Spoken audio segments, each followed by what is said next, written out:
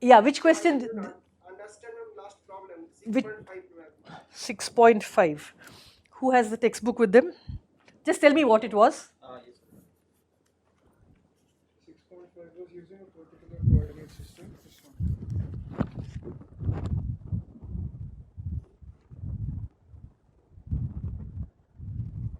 Okay, so there is one coordinate basis, and then it's been shifted to another coordinate basis, right? So what do you have to do? You have to write x is equal to gamma x prime, where this matrix, so let's write it down properly. So xi is equal to sigma j gamma I j x prime j, and in the basis, let us say that the old basis where components are xi is the basis called E, right? And let's say the new basis is E prime, right? And what is the relationship between them? E j prime is equal to sum over I gamma I, no, I gamma ij E I, right? This gives you the components of the matrix. So we have given you the E primes, right? E. Oh, old basis was, sorry, I read it too fast, yeah. They have given you the reverse. They've given the reverse, whichever. So you write it the other way around. Okay, whichever way you write it. Yeah. So this, if you write E prime j, sorry, E j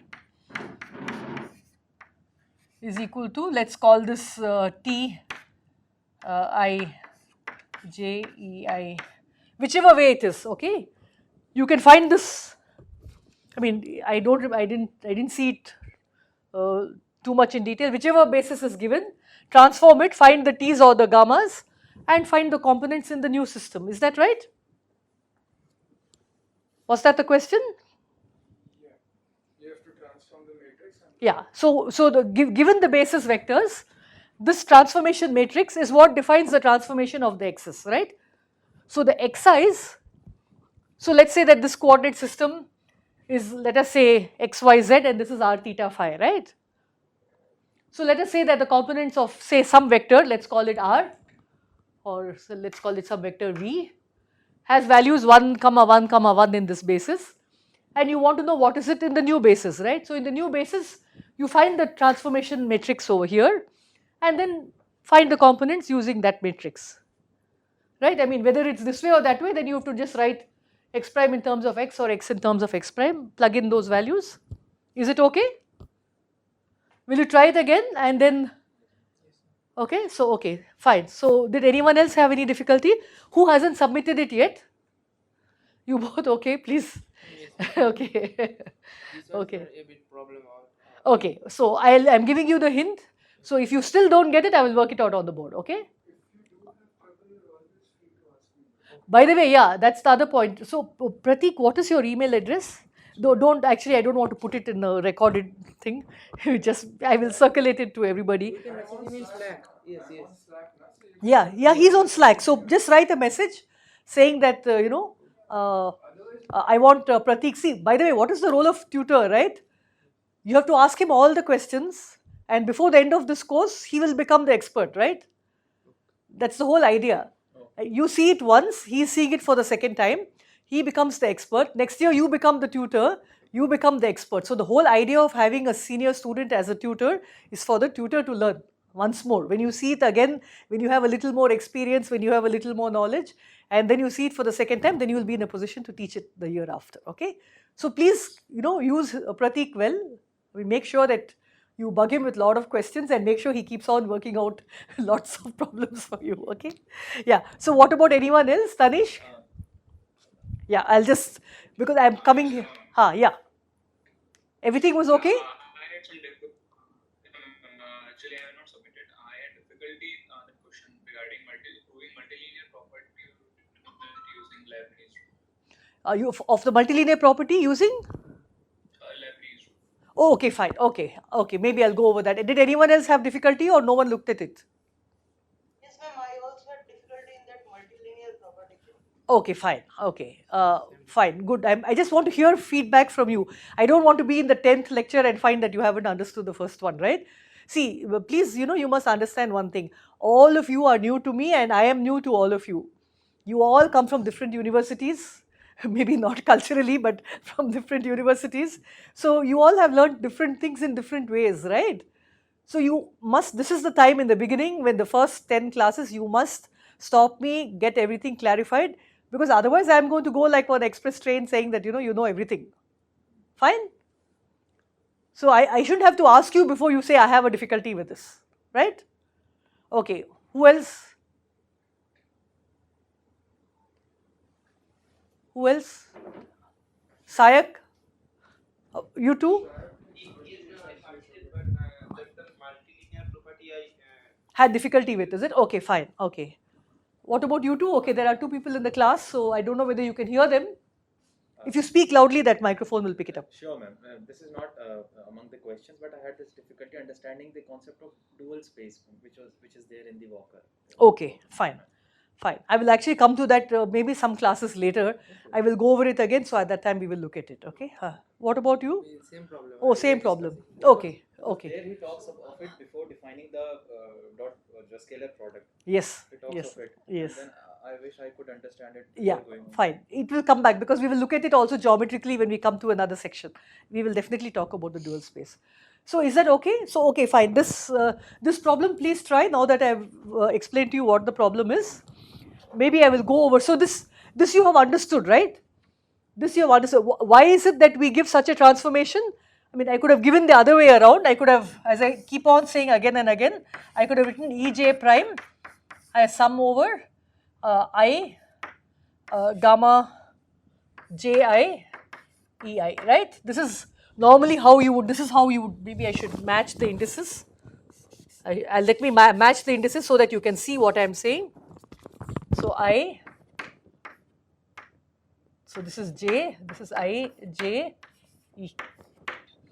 That is the ith E prime is expressed in terms of the sum over the Ej's, the old basis, with coefficients Ij. You could have called it something else. So for example, I could have called it some gamma Ij, right? But when you do all the manipulation and you ask, this is what you normally use. You don't normally look at the transformation of the basis vectors. You are more interested in what an arbitrary vector transforms like in that space, right? So for this to come out nicely, the way, so that I can write this as this kind of a matrix equation. Everyone understands this kind of a matrix equation, right? So in order to get that notation consistently, this is the notation that you use for the transformation of the basis vectors. It's as simple as that. Okay? Yeah. So we had given the old basis, but we had not given the new basis. So we can transform it differently. So it will give different new basis vectors. I didn't quite understand your question. Madam, the matrix is given in the old basis. And Yes. The EI, E1, E2, E3 is given the same, the matrix basis. Yes. So, but we had not get the new coordinate, new basis. So how? He has given the new coordinate No. basis. Huh. No, Yes. this was given the old coordinate. I figured out. Whichever way, that's what I'm saying. It doesn't matter whichever way it is. Yes. So how we can form the new basis? If we give the A transformation matrix, it will give a new coordinate basis. Yes. Diagram. Correct. So, madam, it can be any arbitrary new basis. No, it won't be any arbitrary basis because you remember that gamma times t must be equal to 1, right? They are inverses of each other, right? Yes. So they are not arbitrary. See, even though I write them as independent matrices, suppose I now substitute for Ei prime using this equation. Then you will find that they are, either Tij gamma j equals 1 means, if it's unitary, of course, then one is the dagger of the other. Otherwise, in general, if they are complex, they are inverses of the other. And if they are orthogonal, then they are transposes of the other. Whatever, I mean, so but they are related to each other. They are not arbitrary. Okay, but that you can understand, right? I mean, when you go for the same vector, right? See, let us take a two-dimensional space. I have some vector in two-dimensional space. Let us say that this is the distance from me to you, right? I am standing here and you are standing here, right? Now this distance, in fact, we know is an invariant. We have talked about it in you have done special theory of relativity. It doesn't matter, it's some distance in space-time, right? Now, whatever be the coordinate basis, suppose I now make a new coordinate basis, which is like this, right? This is simplest rotation, right? Even then, this vector is the same. except it's expressed in different things. Components are, so suppose I had expressed the vector first in terms of the new basis, right? This is a new basis. This is x prime. This is y prime, right? Even if I had given the values, this is x prime, right? And this is y prime. I mean, it doesn't matter whichever basis. The transformation is a unique transformation from the old to the new basis, right? And any arbitrary vector will, so even if I can write yi is equal to same gamma ij yj prime, right? Every vector transforms the same way under the same gamma, and that is indicated by saying that if I represent the coordinate spaces by the set E or the set E prime, then the coordinate transformation defines that particular matrix, and all vectors in that space, in that vector space, will transform according to that same matrix. Because it is linear. Yes, because it's a linear vector space, yes. We are only talking about linear vector spaces. So all functions are linear functions, they are called linear operators. So we wrote f, I don't know whether we wrote f of x is equal to, maybe we wrote phi of x actually, and then we wrote is equal to y, right? Yes. So these are linear operators. So everything is linear in this space. And of course there are so many non-linear spaces, but here in physics we are going to again and again come across linear vector spaces. So we are writing everything in terms of linear operators, linear functions, linear vector spaces. At most we have a complex quantity. So we have a complex space in which then, as I said, A comma B, which is the same as A dot B, will be, so if I multiply this by some lambda, will become lambda star A dot B. At most, it will be antilinear, yeah. Regarding this is something which we are like we want this to happen, or does this comes out naturally from something else? No, it comes out from the fact that your norm must be real, positive, definite and real. See, if you have a complex quantity and if you don't do the conjugate transpose, so for a matrix it will be conjugate transpose, for a number it will be conjugate, right? If you don't do that, then you will end up with lambda squared. Suppose I scale both of them by lambda, okay? Then what will happen, if I don't put the star on this one, then I will scale it by lambda squared. And if lambda is complex, lambda can be complex, right? If lambda is complex, then lambda squared is not a nice quantity. The norm will not give you a nice real number at all. Anyway, we can take the mod of the quantity. That's exactly what it means, no? By doing the star operation, you are essentially doing the mod of the quantity, right? So what is this? This is actually exactly what you're saying, right? This is lambda squared A dot B, right? The problem would actually be that if you forcefully take the mod after getting to lambda square, the problem I think is going to be that lambda square could be, if you try to take the mod in the end, that mod is basically a circle in the complex space. So it could be any one of those numbers trying to get there. So your scaling in effect would not be linear anymore. What he's trying to say is that if you write, okay, I don't know whether this comment was heard by the people, but suppose I write lambda is equal to x plus iy. Okay, so what I really want over here is x squared plus y squared, right? That is guaranteed only by doing mod lambda squared, not by writing lambda squared and then trying to figure out which quantity to take out of it, right? Because lambda squared has many quantities inside it, right? So that is the difference. Lambda squared is also a complex quantity, which has some other real and imaginary part and so on. Okay, so fine. So this is a kind of a, maybe I will even, so is this clear? Is this whole idea of vectors and their transformations clear? Okay, so we come back now to matrices, eigenvalues, determinants, and then of course there was this question on this. Let's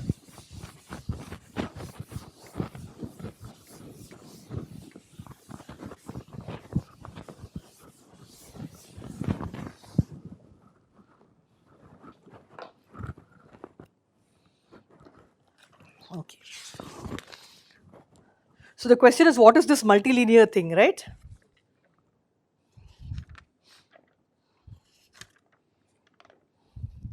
I'm just wondering whether to Uh,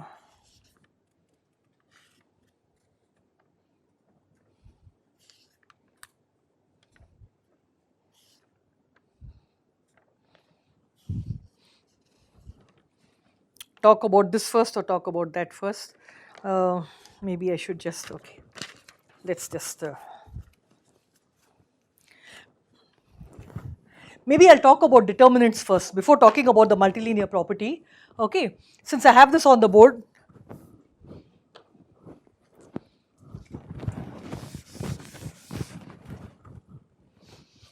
because this Leibniz formula is simply a formula for writing determinants. There are many ways of writing determinants, and Leibniz formula is actually what you have learned in school, right? I mean, essentially, the whole formula is captured by what you do. I mean, if I'm given a 2 by 2 matrix, so if I have a 2 by 2 matrix,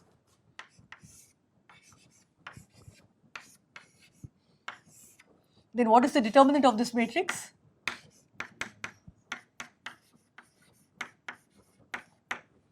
Right? If I have a 3 by 3 matrix,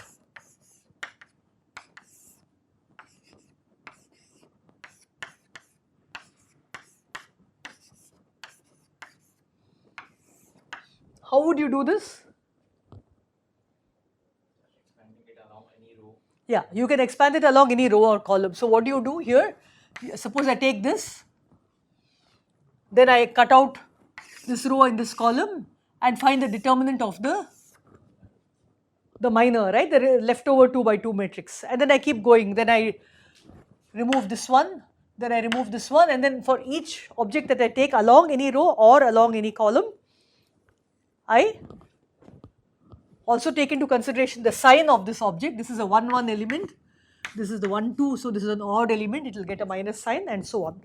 Right? This is how you were taught in school to do determinants. And I think maybe beyond 3 by 3 you never did anything, but the formula basically is an n by n arbitrary thing. Okay, so let's look at first this two-dimensional object, right? Very simple one. So AD minus BC is the determinant of this matrix. Okay, and what you want to ask is, what does this determinant mean? So the meaning of this determinant becomes very important when you look at linear vector spaces. There are two questions I don't want to forget. See, we talked about orthogonality in the last class. Okay, it was 2 weeks ago. I hope you remember. We did the Gram-Schmidt orthogonalization procedure, right?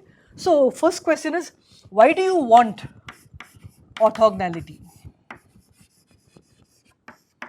Okay, why do you want your basis vectors to be orthogonal? Actually orthonormal, but normalization, the norm will take care of it. Okay, so if they are non-zero, then you can normalize it by suitably, having some coefficient function that is not coefficient number. But what about orthogonality? Why do you want your set of basis vectors to be orthogonal to each other? Okay, that is the first question. How do you achieve it? Okay, so first question is why, and the next question is how. How do you achieve it? You achieve it by doing the Gram-Schmidt procedure, right? So when you ask this question, why you want something to be orthogonal, it's a matter of representation. Your basis set must be a complete basis set. So now let me take an example. Let me take a two-dimensional vector space. I always draw a two-dimensional vector space like this, but let us not draw a two-dimensional vector space like that is already there. Let me say that the basis vectors are this vector, which I call E1, and this vector, which I call E2.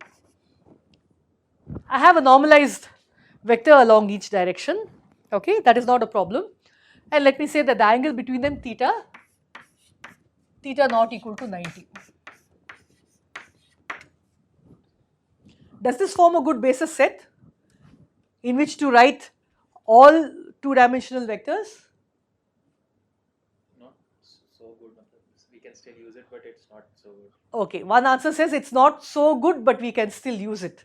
Are there other opinions? We can span the two-dimensional vector space. You can span the two-dimensional vector space, Independent.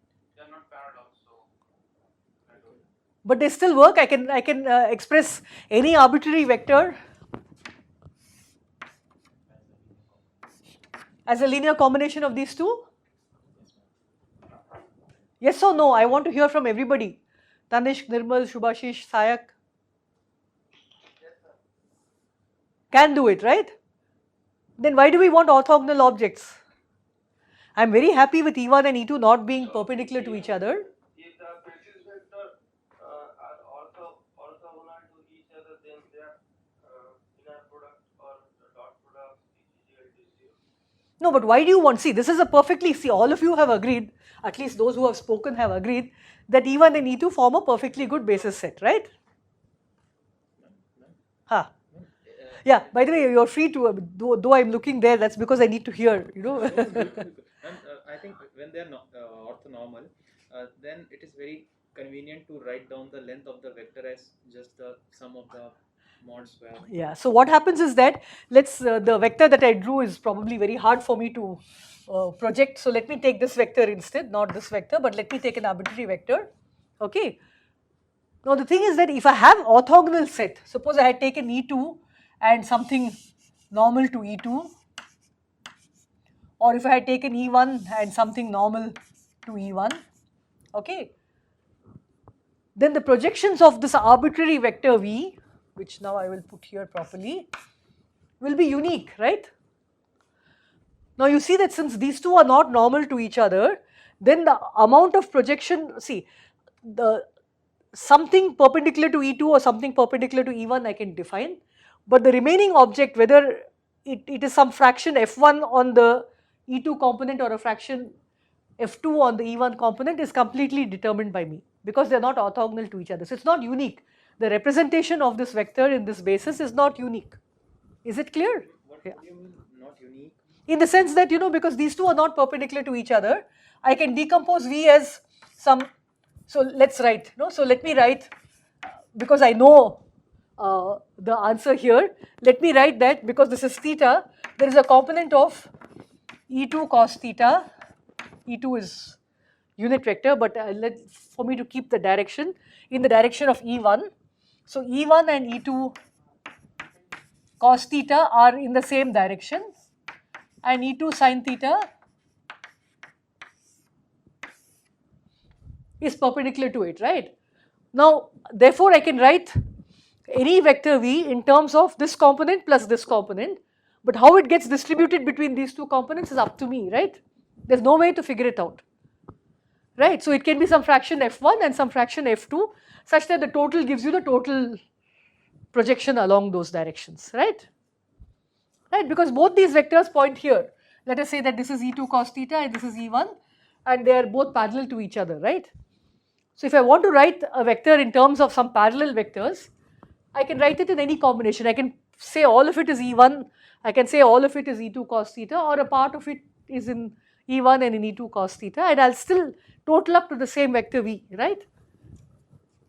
Right, so that is the problem with not having orthogonal basis. So E1 and E2 are a perfectly valid set, they can represent everything, but not uniquely. You can see that the moment I have orthogonal objects, which means theta is 90, then this becomes E1 hat 0 and E2 hat, right? And then the projection along the directions E1 and E2 is unique. Is this clear? Suppose theta was 0, then what? Just one moment, let me ask this last question, I'll come back to your. Suppose E1, theta was 0, then what happens? They are Cannot span the dependent, whole space. so I don't even have a proper set of basis vectors which spans the entire space, because I do not have anything which is normal to that direction, which is either E1 or E2. Is this clear?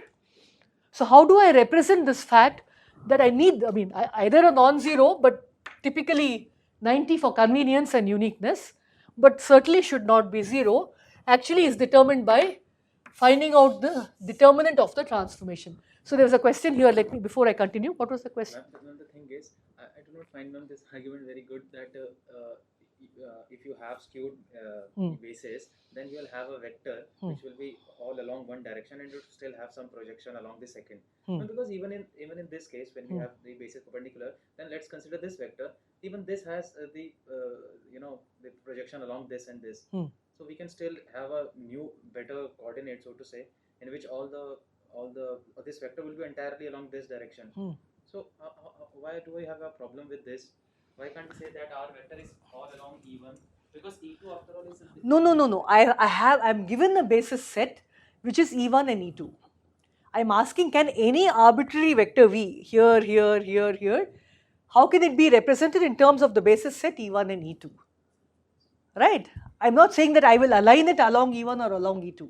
I'm given some arbitrary vector. So if I know that some vector spans your space, some set of vectors spans the space, then any arbitrary vector in that space must be, I should be able to write it in terms of this basis vectors, which is Vi is equal to sum over I, Vij, Ej. This is my equation, right? This is how I want to write.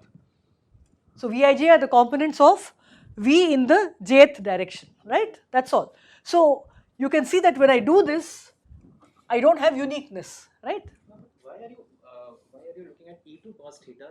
That I could have done it the other way around, no? I could have said that, it's not about that. It's not about the Huh. order. E1 is a vector. Yes. E2 is another vector. correct. So why E2 cos theta? We are deliberately bringing it in. No, I'm not, okay, maybe okay, no, it's okay. See, the thing is this, how do I project V? How do I project V? Maybe I should just draw it somewhere else. Let me draw it here. So I have two vectors, right? I have E1, I have E2, and then I have V, right? Now you see that I can either project V as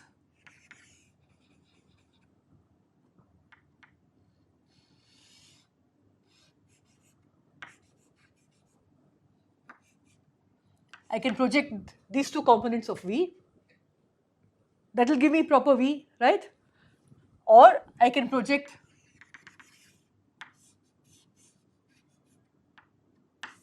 I'm sorry, I don't have colored chalk. Okay, I'll get some for next time, but I'll just draw a double line.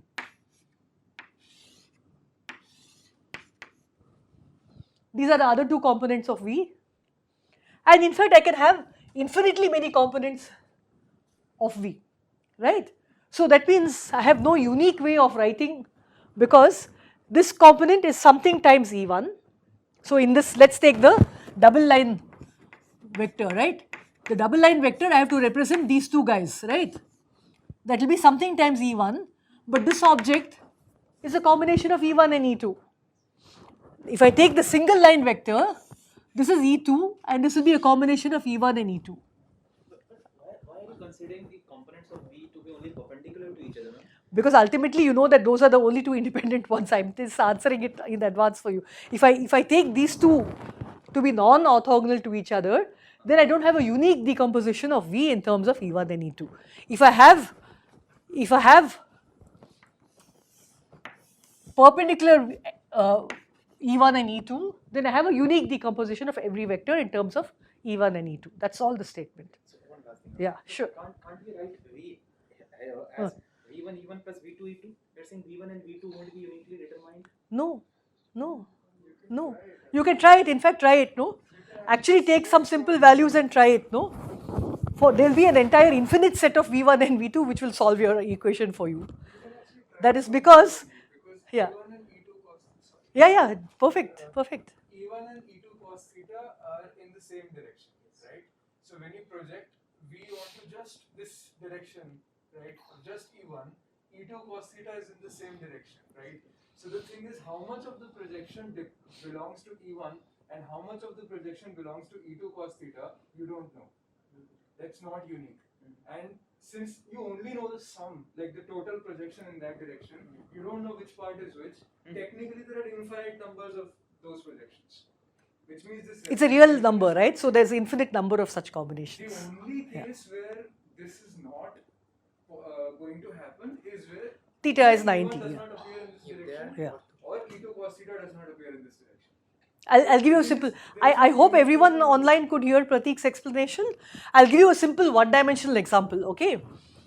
Suppose I say that in one dimension my space is spanned by only E1, right? It's a single thing. So all objects will be only written in terms of E1, so that becomes unique. So let me say that I have an object A which is travelling at some A times E1 and B is travelling at some B times E1. And so this is completely unique because I have a one-dimensional space, I have one vector, right? Now suppose I have two vectors. So how are the two vectors? Either I have E2 or I have E2, right? Let's call it E2 prime. Okay. Now, this object, this A object is always the same, it's not changing, right? Let us say that this A object is here. This A object is here, right? Now, this A object, I can have some component along E1. Okay, let us say that the component along E1 is called, so let us say A is some component C1 E1. Okay, then plus, let me call it A hat. What is A hat? It is whatever is left over. Is this clear? I can always do this, right? Now I can also write A is equal to C2 E2 plus whatever is left over. I can always do that, right? I could have projected it along this and whatever is left over. I could have projected it along this and whatever is left over. Okay. Now what you have to do is, how do you find two unknowns using only two sets of equations? You can't find it. That's all. So there is always, for every A hat, I have an infinite solutions of this quantity and vice versa. Is it clear? Fine. So that's all I am saying. Whereas the moment they are perpendicular to each other, then I have no such possibility, because I have only one vector which is E1 in one direction and one vector E2 which is in the other direction. So first of all, the statement is that you want orthogonality as a convenient way of spanning the space. If you don't have orthogonality but you can still span the space, you can rewrite it in terms of some E prime so that they are all orthogonal to each other. So you start out with a set of orthogonal vectors which you normalize, so they become orthonormal bases. But what is the determinant doing over here? The determinant tells you that if the determinant is 0, which you can immediately see, then you will not be able to span the space. So that is what I want to show you next. So I want to take all this off and come back to this two-dimensional vector space. So let me write again my vectors A and B.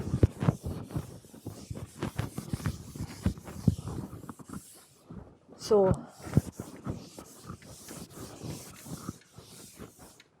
all I am saying is, let me write, for example, that I start out with some unit vector in the x direction, some unit vector in the y direction. So that means I know that my, in fact you would have seen this, right? Your eigenvectors are 1, 0 and 0, 1. So if I want a basis of transformation, my gamma will be 1, 0, 0. That's what we know, right? But now I have some arbitrary matrix A. So that means I want to go from 1, 0, 0, 1 to a space which has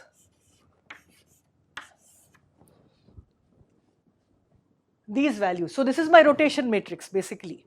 So what is my rotation matrix? So this is 1, 0. So maybe I have already written so many things, but maybe I will just start it afresh so that you can see it. So this is 1, 0. And let us say this is 0, 1, and that is a square, right?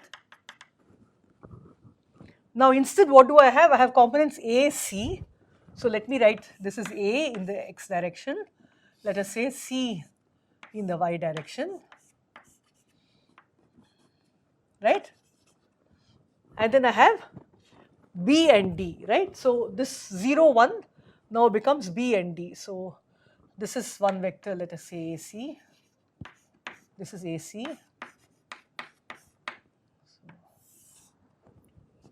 And BD, let us just put it somewhere, I don't know, I mean maybe we will, just because I need to, be able to draw it. So I'll just put it here maybe.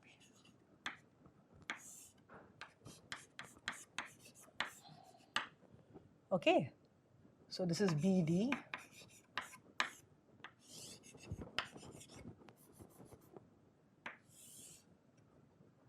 And let me complete this parallelogram.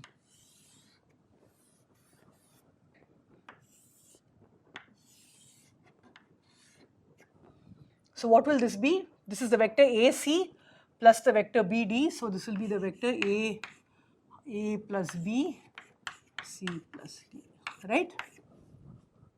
I've just added vectors, right? This is AC to which I've added BD. So this is this parallelogram. Okay, so I've now transformed from the unit space to the A space.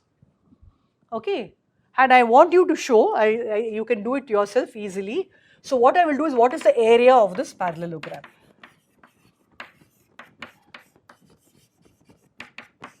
So what I will do is, I will start it off for you. All of you can do it in your notebooks. Okay. Yeah, so I want you to actually give it to me in a simple high school answer. So let me draw one normal. Let me draw the other normal. So what is the area of the parallelogram? It's the area of this rectangle plus the area of two triangles which are identical, right? So what do I have to do? I have to find out, let us call this x, let us call this height h. So the area of this triangle is half x into h plus half x into h, and let's call this y, sorry, not x and y, maybe I'll call it, okay, let's call it x and y, I think let's not worry about this, okay, and this will be the area of this rectangle is h into y, right? So I want you to find out, so half x, so xh plus xh plus hy, that is equal to x plus y h, and I want you to find it in terms of this a, b, c, d values, right? For example, what is this? Let's call it L, right? Yeah, so what is this? This is root of, this is b, this is d, so this is root of b squared plus d squared, right?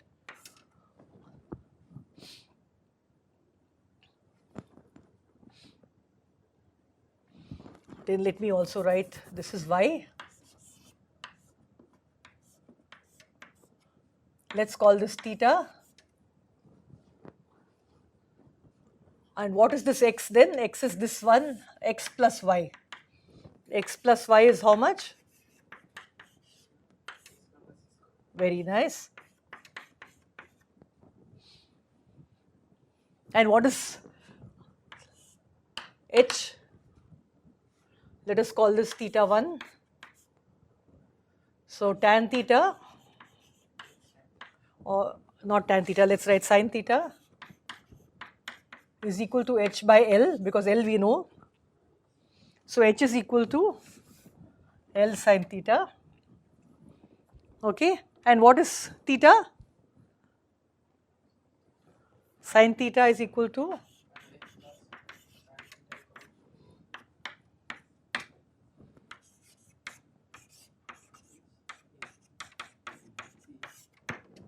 right? The y component is c over a. Sorry, c, you're right, I'm sorry, c over, yeah, sorry, c over root of a squared plus c squared, right? So everything is known, so h is known completely, L is also known in terms of b plus d. So that means these two equations gives you h is equal to root of, let me not write it again, you can see it, right? It just L sin theta, which is all this, right? So you can write h in terms of b, d, a and c. So this is ticked. And x plus y is also written in terms of a plus c. So now we can just write this down. Huh? L sin theta 1. Which one? L sin theta 1, yeah, L sin theta 1, sorry. L sin theta 1.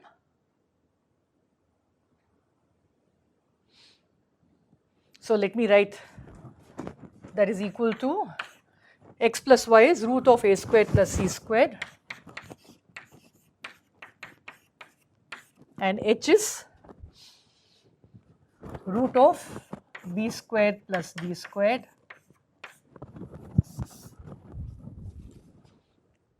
times sin theta 1.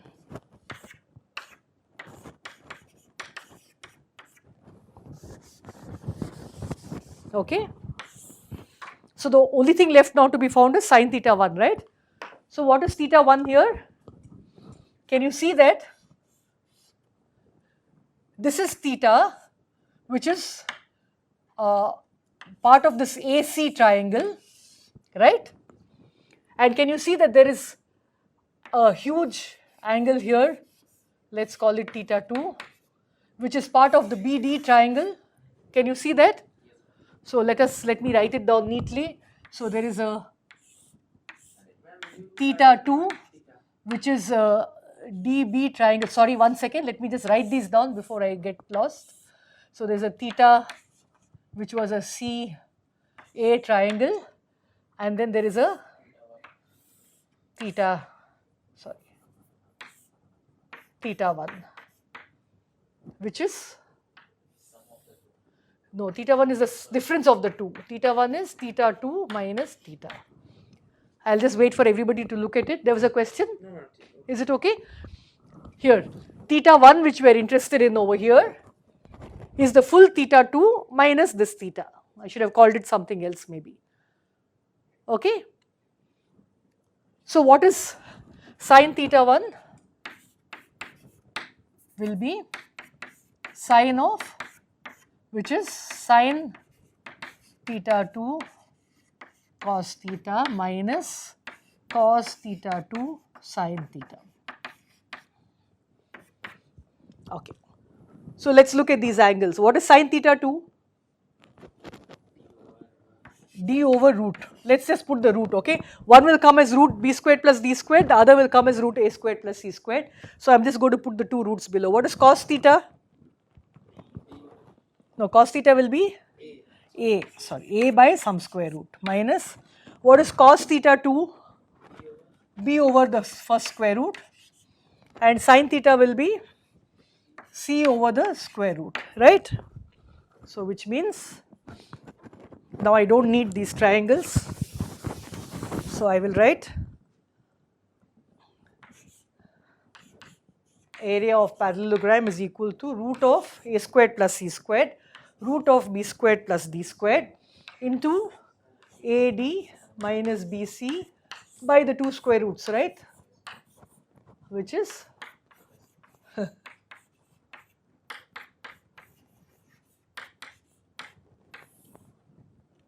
is it clear? So what does this determinant do actually? Okay, it says that if I go from a space, unit vectors E1, E2 to, sorry, to the E prime vectors AC and BD, okay, then the determinant of the transformation is given by the area of this parallelogram.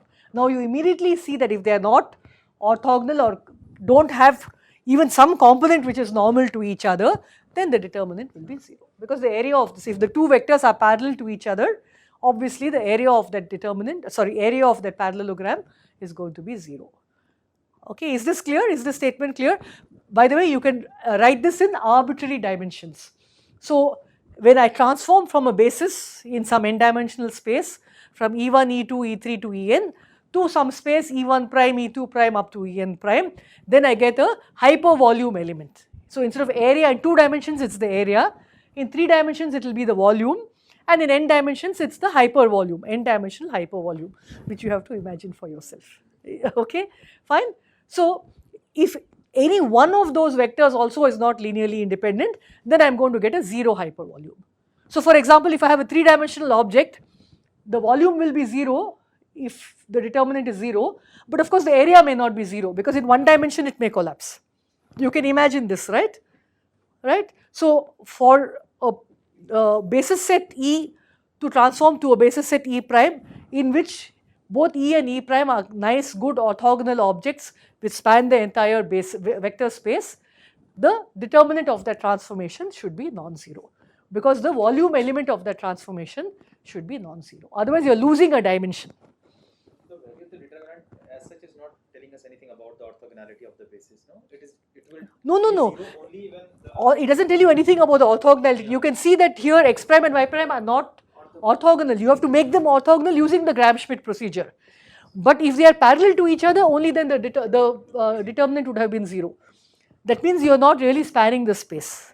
So if the determinant is 0, then you don't have a set which actually spans the entire vector space. That is the whole problem. About the linear independent or that dependent? then you know that if I have a n-dimensional space, I need n linearly independent vectors. So if the determinant is 0, then one of the objects is not there, it's missing, at least one, maybe even more. It depends on what the transformation is, okay. So this is the meaning of the determinant. It is when you transform your space from E to E prime basis, if the determinant of the transformation is 0, that means that you have lost one dimension, okay. You don't have the ability to span your entire vector space anymore. So this is the meaning of determinant. Is this clear? So now that we know what is determinant, let us go back to what that article said about determinants. So this is the importance of determinants. Why we keep on asking about determinants? Because the determinant of this transformation must be non-zero. I think I can take off everything. Don't need anything. Okay. So what is the question that you wanted now? Okay. Okay. So now what did I say? I have vectors, for example. So the matrix of the transformation I had told you was A, C, B, D. Right? Suppose I have an example.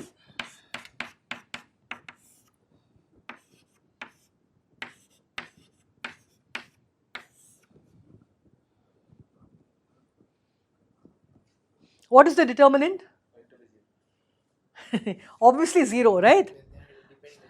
Because they are not linearly independent of each other. So what is the first statement of multilinearity? Suppose it says, so let me write it down. Multilinear.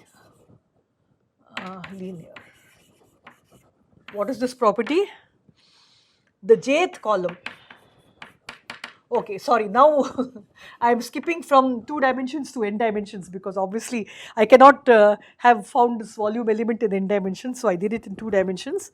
But it says that suppose I replace the jth column, the elements are aj, the vector is aj by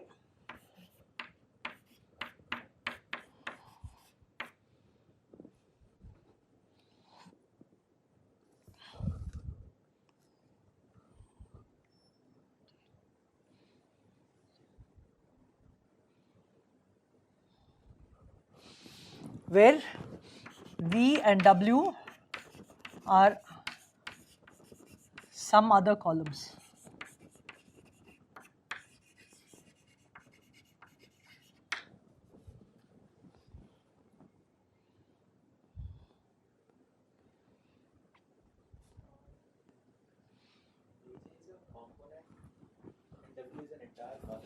I mean the jth column. This is the jth column. This is not the.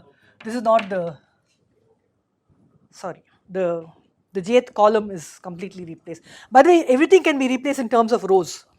Then what is your matrix A? I'll write it on the top. I'm not sure how much of the board. Actually, all the board is visible, I think. Yeah, that's why I like to have the board in front of me. So what happens to the? So what are the columns of A? A1. So by the way, okay, maybe I should write A1, A2 because these are the columns.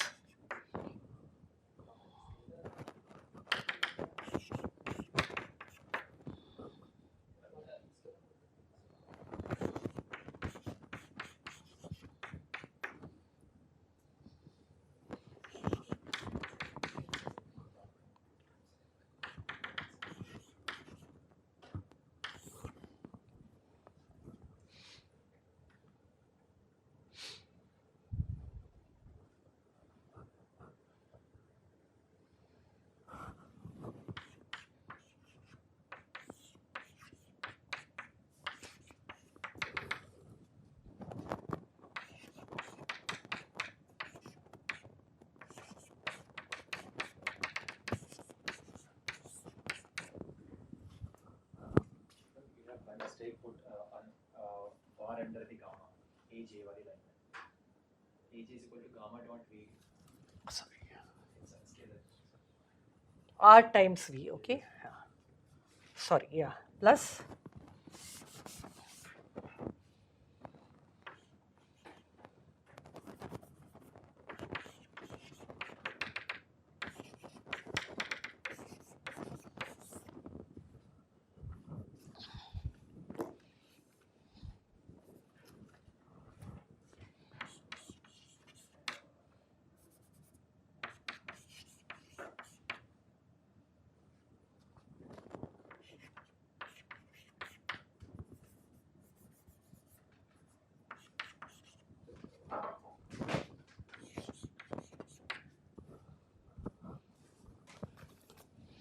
So this is all the multilinear property. All I'm saying is that, suppose I have, let's take something little larger.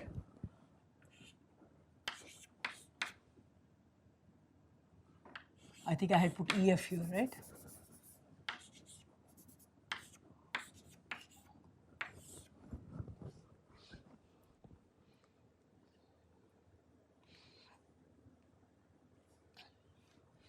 And here I just replace this by some 2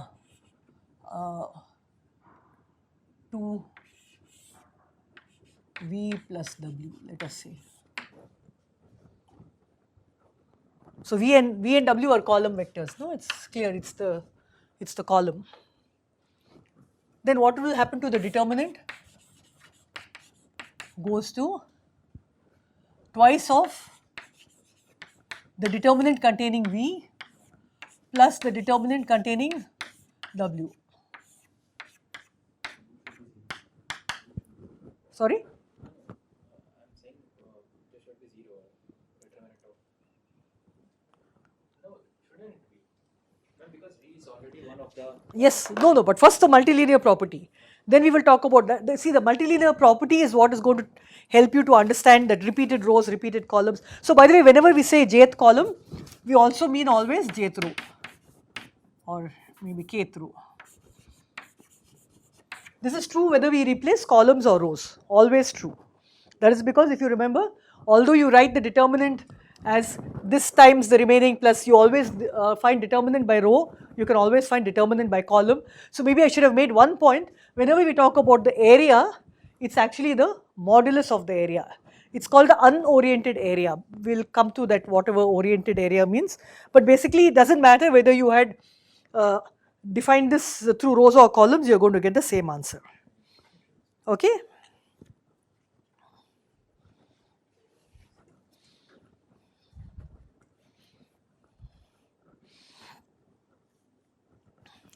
Now you use the second property. So this is the multilinear property.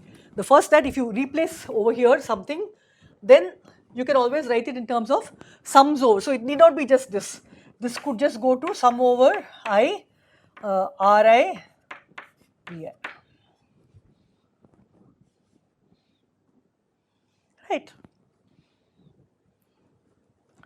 So once you have this, then you can write it in terms of sums over each of these columns. So it will be Ri times the first determinant of the first matrix plus, so R1 times determinant of the first matrix with V1, R2 with the second one. Now to show that if repeated columns or rows you get 0, you use the alternating property. This is all the alternating property is. Alternating property says that if 2 rows or 2 columns are the same, then determinant equal to 0.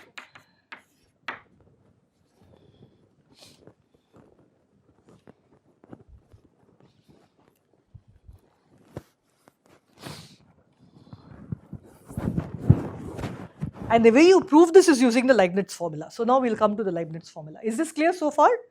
What this multilinear property means? Multilinear means, by the way, that's why you keep talking about linear vector spaces. Everything here is linear, you can see, right? So if I have some object over here which is a sum over this kind of things, I can write it as a sum over. So basically this will go to, the determinant will go to sum over I, Ri times each of these with the jth element containing the Vi. That's what it means. That is the multilinearity property. And you could have done this in terms of rows also. So I could have replaced, for example, this row. So it's multilinear in both columns and rows. Somehow as human beings we tend to deal with columns rather than rows. But I assure you a computer finds both ways, okay? Because when it wants to invert and find determinant, it does smart things.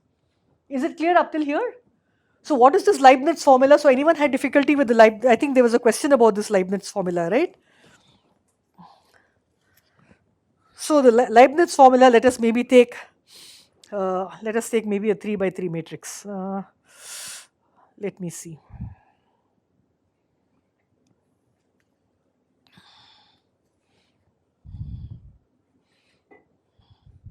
Okay.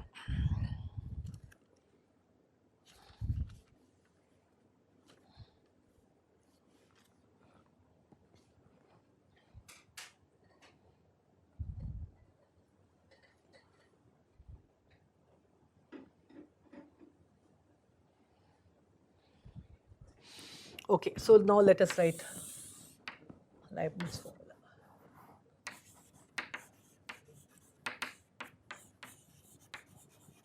I'll write down the formula and then I'll explain it using 3 by 3 matrix.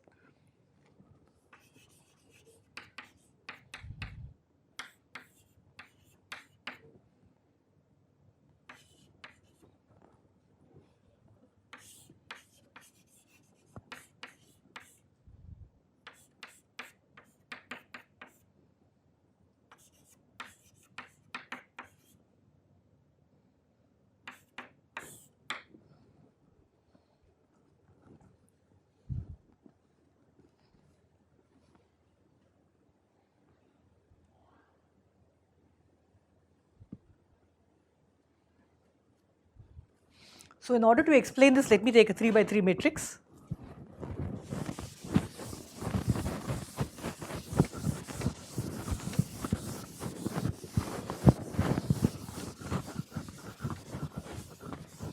Then we will understand what that formula means.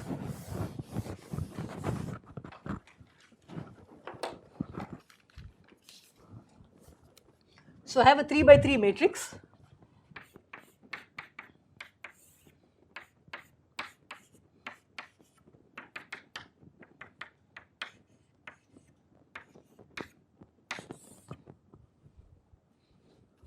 Is it okay? I have a 3 by 3 matrix. So what does this sigma mean? So what does this sigma I mean? Sigma I is the value that it has in the ith position after the set of permutations. So Sn is a set of permutations, all possible permutations, okay, and this is the sign of that permutation. So let us start with writing. So for example, I take the combination 1, 2, 3. I have not done anything to this permutation. So what will be the sign of this permutation? It will be +1. So what will be this element? Let me call this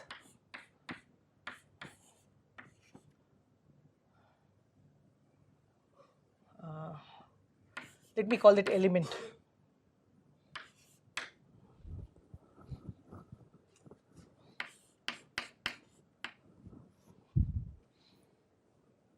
So I have the order 1, 2, 3. So I will have A11, A22, A33. Why? Okay, maybe I will show you in a little moment. Okay, fine. So I have A of, maybe I should just write this over here as sine of sigma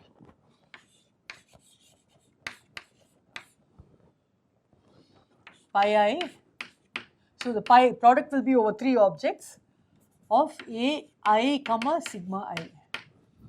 So what will this product be? Let us look at this product. This is a1 sigma 1 plus a1 sigma 2, sorry, the product a2 sigma 2 times a3 sigma 3. Now what is the sigma? I have not permuted anything at all. So sigma 1 is 1, sigma 2 is 2, sigma 3 is 3, and the sign of the permutation is plus. So the next one will make it even easier for you to understand. Suppose I flip 3 and 2. How do I flip 3 and 2? 1, 2, 3 doesn't have a sign. So I get 3, 2 by flipping 2, 3. I flipped it once. So the sigma is, the sign of this permutation is how many times I have permuted. I have permuted once, so I get minus 1 to the power of n, right? So minus 1 to the power of 1. So the sign of sigma will give me minus. Okay. Now what do I need to do? I need to find a1 sigma 1. What is sigma 1? 1. So I have this. a2 sigma 2. What is sigma 2? 3. And a3 sigma 3.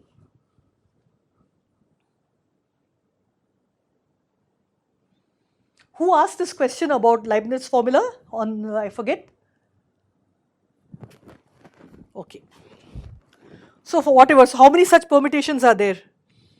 1, so now 3. So 3 was here, 3 came here. Okay. Then 1 and 2 get shifted, then 2 comes in the beginning, so 2, 3, 1, 2, 1, 3. So how many are there? 1, 2, 3, 4, 5, 6. Okay, fine. So I think there are many of you, but okay. Who's going to give me the answer for the third one? Come, people in the class, come. Let's try to have a normal class. Yeah, careful when coming out. So first about the sign. Yeah, Since we're talking about this, let's see how we reach here from this. very good. Here, so we have to flip it once. We get the Here. No, your friends must hear this. Hi, can everyone hear me? You're too much used to it. Okay, I'll just keep it in my hand. Okay, so here Can you hear him? I'm swapping, Are you guys around or not? I have my own doubts about it. and See, then we'll continue. see, first from here to here we reach by interchanging 1 and 3, and then again interchanging 3. नहीं 1 and 3 ऐसा नहीं हो सकता. You have to go one by one, ना? Okay, fine. Yeah.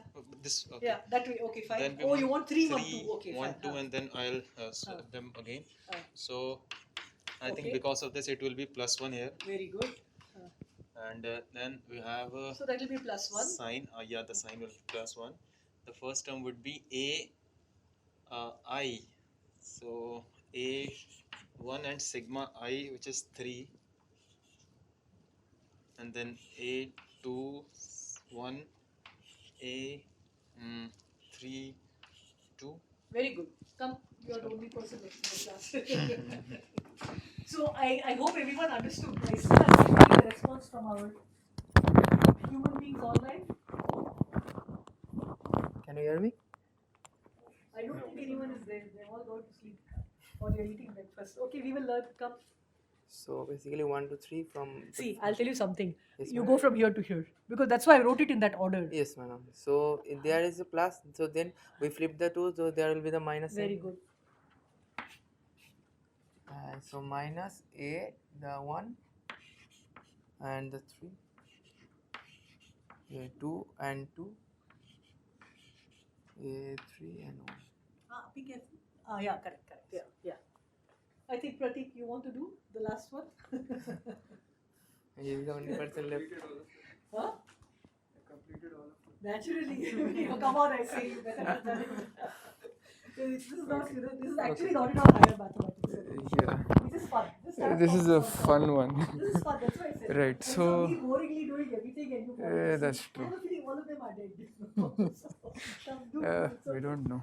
One Okay. second, let me clean up this So, board for you. Yeah, no, one it's fine. No, he was, yeah. Okay. So, As I yeah. said, no, the trick is to just look This, with respect to yeah, this. just so, flipping you know, this thing. So we flip 2, 3 here. Yeah, so, they put So, on the side and You just get +1 here, just going here. So you finish 1 and 3, you flip again. I Yeah. wrote it like that. But see, the thing is, it's always good for you to figure it out for yourself. How many times we Absolutely, yeah. So that's why I didn't say anything. But you see, you figure it out yourself. I wrote it like that, so that. Is there any way that we could have come up with a different expression for determinant? Because after all, it's a scalar that we associate with a matrix. Could there have been, or Thanks, Pratik. Yeah. So okay, I'll do the fine. So what is the final answer? What is the determinant of this? Yeah. So does it look familiar? So determinant equals.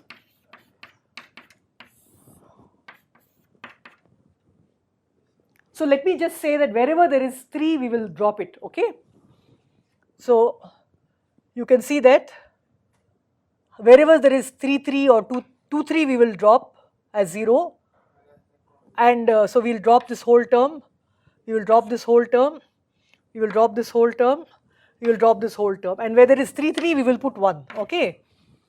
So then you can see that in the 2-dimensional case, yeah, A11, A22 minus A12, A21.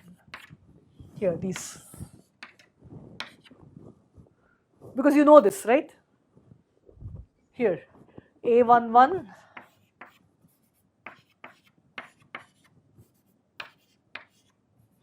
A11, A22 minus A12, A21.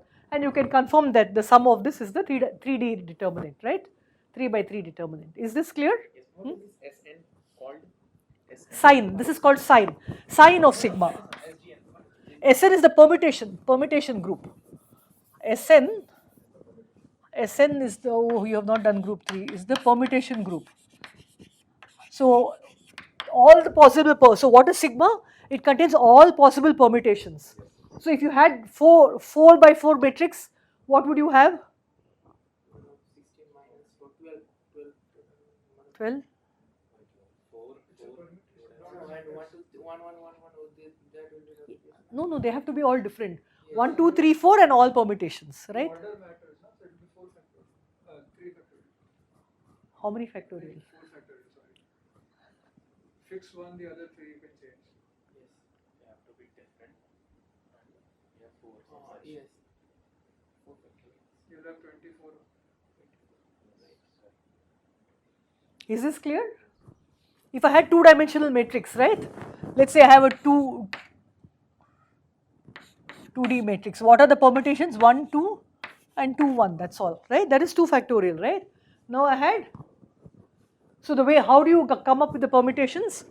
So I put 1, then the only thing I can put here is 2, and the only thing I can put here is 3, right? So then if I put 1 over here, so let us see, so I can do 1, so let's put it here. So if I have 1, then what is left over? 2 and 3, right? So I can put 2, 3 and 3, 2. Then I put 2. So the only things I can have are 1 and 3, right? So I have 3, 1 and 1, 3. And 3 is 1, 2. So 1, 2, 2, 1. So I pick 1 at a time. I have 3 objects to pick. Then out of the 2 I have 2 possible ways. So I have 3 objects. Then I have 2 possible ways. And the last one is just the one that is left over, right? So if I have 4-dimensional matrix, then I can pick 4 objects. I can pick starting as 1, starting as 2, starting as 3, starting as 4. So I have 4 ways to pick it. Then I'll have 3 objects left over. Or out of the 3 objects I can pick any 2, and then the last one is left over, right? So these many will be there.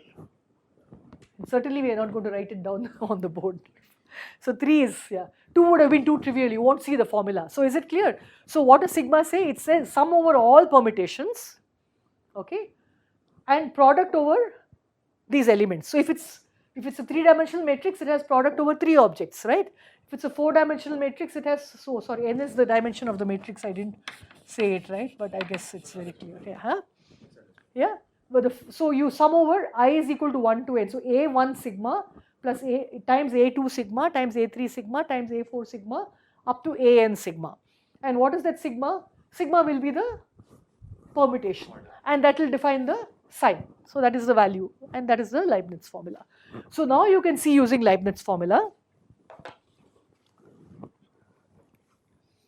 This I think I'll leave you as homework, okay? Suppose I interchange the second and third column. I'll give you a hint, but you should show it for arbitrary cases, okay? I mean, there's nothing to prove, you just have to convince yourself of this. Suppose I interchange the second and third column, then you can see that the signs will alternate, okay? So if I do this, then what will happen? The sign of the determinant will flip, right? This is you can see immediately from the Leibniz formula, right? Because the permutation of even becomes odd and vice versa, right?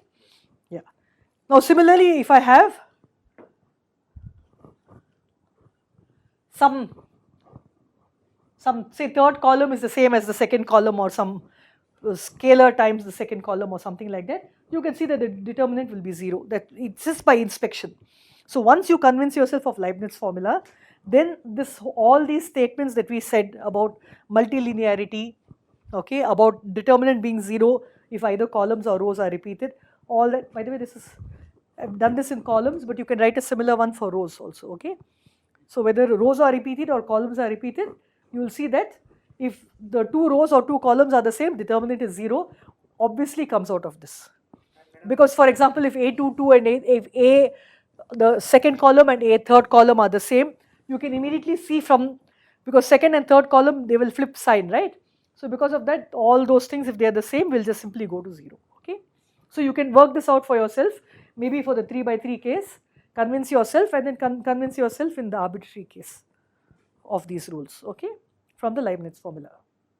Okay, sorry, you had a question? No, my question for the two-dimensional case, if we had the two basis vectors, Yeah. and we found the determinant tells us about the area, and Huh. if we change the columns, so it will just make the flipping the just basis, two bases. Yeah. So they will get a negative sign of the area. Yes. So madam, so we have to put a mod sign because the area cannot be negative. No, that is what I'm saying. So the thing is, determinant goes to minus determinant, but determinant is proportional to the area. Now up to the sign you cannot tell. Okay. The only thing you say is if it is 0, then it doesn't span the vector space. But that's why I said there is this concept of oriented area, which I don't want to come to now. But you can put a vector on an area. I think you've done it even in, Yes. I think in electrostatics you might have done it, right? So I have a little area patch and then I define an outward normal, okay? So I can also do that. Then so you can see immediately what happens. If I'm, let us say I take 2 dimensions. This is my E1 and E2. Now I'm flipping it. You can see where the sign comes because now my oriented area is now going in the other direction. That's all. Okay. So those, as I said, some little technical details maybe I didn't fully cover, but basically the idea is that the concept about determinant being 0 or non-zero goes back to the whether you have a set of linearly independent vectors which spans the space or not, the vector space or not. Okay. So this is Leibniz formula. This is what else is there? Yeah, if you interchange pairs of columns and rows, if the okay, the last part is that if, okay, so let me just write them down here.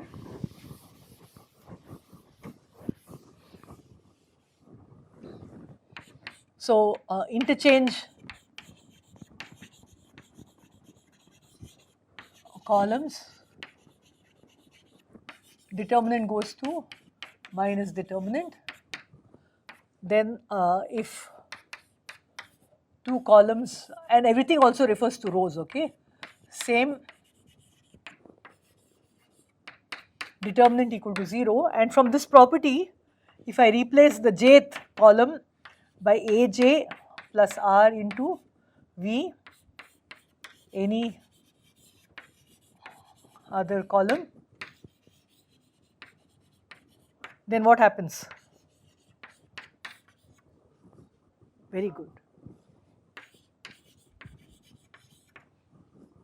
Right? So you use the multilinear property that when Aj goes to Aj plus R times another vector, then the determinant goes to determinant containing the Aj plus R times determinant containing the V, but that will be 0 and so it will be the same. So you can see that you can understand many of these properties using Leibniz formula. So that's really what I wanted you to do. Is it okay now, all these properties that I asked you to work out? Now I absolutely demand that by tomorrow you should write it all up and submit it, okay?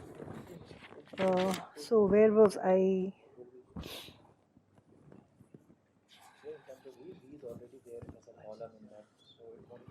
Yeah, V is any other column of A, sorry, okay?